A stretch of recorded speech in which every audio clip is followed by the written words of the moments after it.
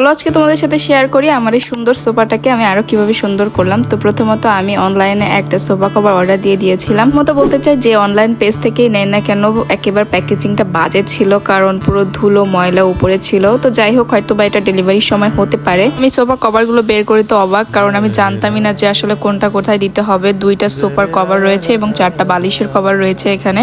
তো আমি finally decide করে একটা লাগাতে চলে গেলাম, আর লাগাতে গিয়েই তো যত হলো ঝামেলা, আমি তো কিছুতেই লাগাতে পারছিলাম না। দিক দিয়ে চেষ্টা করছি, মনে হচ্ছে যেন একদিক দিয়ে লম্বা হয়ে যাচ্ছে অথবা খাটো হয়ে যাচ্ছে। আসলে আমি আগে কখনো সোফা কভার লাগাইনি আমার সোফা, এটা খুবই নতুন একটা সোফা যেহেতু, এজন্য এখানে এখনো লাগানো হয়নি, এটা প্রথম। তো আমি আমার ভাইয়ের সাহায্য নিয়ে এটা পেরে গেলাম।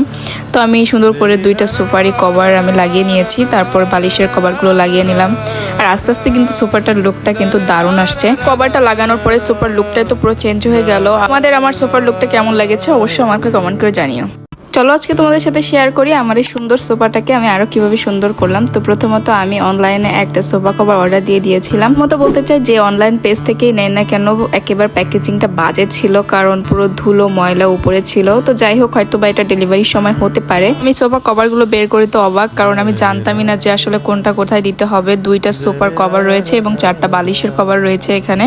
তো আমি ফাইনালি ডিসাইড করে একটা লাগাতে চলে গেলাম, আর লাগাতে গিয়েই তো যত হলো ঝামেলা, আমি তো কিছুতেই লাগাতে পারছিলাম না। দিক দিয়ে চেষ্টা করছি, মনে হচ্ছে যেন একদিক দিয়ে লম্বা হয়ে যাচ্ছে অথবা খাটো হয়ে যাচ্ছে। আসলে আমি আগে কখনো সোফা কভার লাগাইনি আমার সোফা, এটা খুবই নতুন একটা সোফা যেহেতু, এজন্য এখানে এখনো লাগানো হয়নি, এটা প্রথম। তো আমি আমার ভাইয়ের সাহায্য নিয়ে এটা পেরে গেলাম।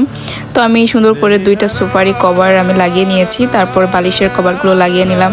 আর আস্তে আস্তে কিন্তু সোফাটার লুকটা কিন্তু দারুণ আসছে। কভারটা লাগানোর পরে সোফার লুকটাই তো পুরো চেঞ্জ হয়ে গেল।